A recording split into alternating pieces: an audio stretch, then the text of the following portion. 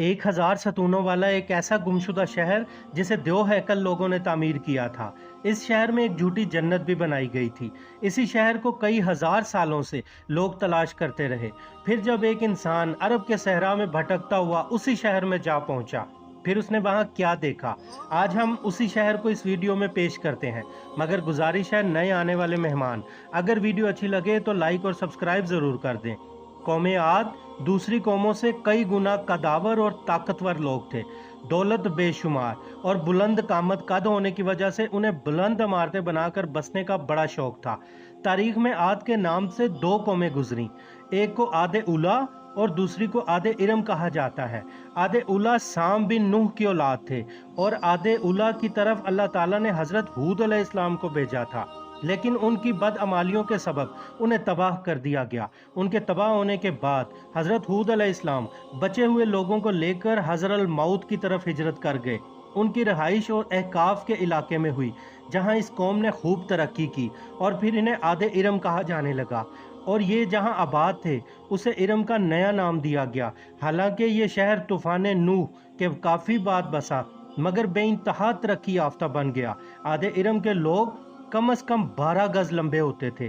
ताकत का आलम यह था, बड़े से बड़ा पत्थर जिसे आज के कई लोग हिला नहीं सके, वो एक हाथ से उठाकर फेंक सकते थे। उनके शहर की चार दीवारी के अंदर खूबसूरत बागात वाले महल थे। अल्लाह ने कुरान पाक में इनका जिक्र कुछ ऐसे किया है, क्या तुम्हें मालूम है कि तुम्हारे रब ने कौमे आद से क्या मामला किया, यानी इरम वाले जो बड़े बड़े सतूनों वाले घर बनाते थे, और वो लोग जिनके जोरे कुव्वत के बराबर कोई कौम पैदा ना की गई थी। मौरखीन ने लिखा है, इरम वाले अमान, यमन और अदन में आबाद थे। इनमें दो बादशाह ताकतवर तरीन बादशाह बने, एक का नाम शदीद और दूसरे का नाम शद्दाद था। ये दोनों सगे भाई थे। शदीद के मरने के बाद शद्दाद तख्त नशीन हुआ। उसने अपनी हुकूमत को हर तरफ फैलाया और मजीद लश्कर और ख़जाने हाथ आए। शद्दाद किताबें पढ़ने का बड़ा ही शौकीन था और सुन भी रखा था कि मरने के बाद एक खुदा फिर से सबको जिंदा करेगा और जन्नत में दाखिल करेगा, जो एक बड़ी हसीन जगह है जहां दुनिया और आखिरत की हर आराइश मैसर होगी। जब ये सब उसने पढ़ा तो उसे एक तरकीब आई कि क्यों ना मैं ये सब दुनिया में कायम कर दूं। लिहाजा उसने अपने सब उमरा और वजीरों को जमा किया और हुक्म दिया, एक ऐसी जगह तलाश करो जहां बहुत ही ज्यादा दरख्त हों और खुली फिजाएं हों। उस हुक्म पर जगह की तलाश शुरू हो गई। कुछ लोग तलाश में निकले और मकाम अदन के पास एक बहुत बड़ा मैदान मिल गया जो शद्दाद की ख्वाहिश के ऐन मुताबिक था। शद्दाद को खबर की गई। शद्दाद ने फौरी हुक्म दिया, इसकी तामीर नौ की जाए। इस जगह का नाम बागे इरम रखा गया। शद्दाद के हुक्म पर यहाँ सोने और चांदी के महलात बनाए गए, जिसके सतून याकूत और जमर्द के बनाए गए। यहाँ मसनूई नहरें भी चलाई गईं। यहाँ दुनिया की अय्याशियों की हर चीज मंगवाई गई। ये शहर सोने से इतना भर दिया गया था कि तारीक रात में भी इसकी चमक देखी जा सकती थी।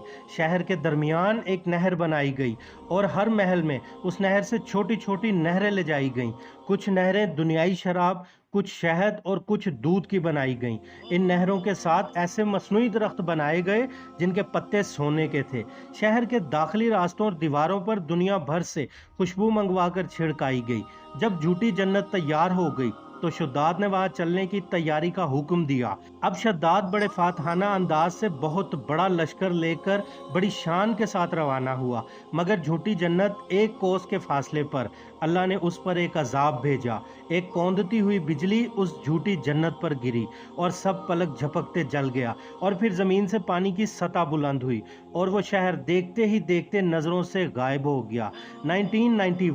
1991 में नासा के जरिए इसकी दोबारा दरियाफ्त की गई तो ओमान के करीब निशानदही पर उस जगह को खोदा गया तो 600 फुट रेत के नीचे एक किला दरियाफ्त हुआ। उन बुसीदा खंडरात और मालो दौलत ने एक पैगाम जरूर दिया कि दुनिया की हर चीज फानी है, जिसे फना हो जाना है। अल्लाह ताला हमें ईमान पर मौत दे, आमीन।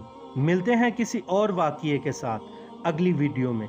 तब तक के लिए अल्लाह हाफिज।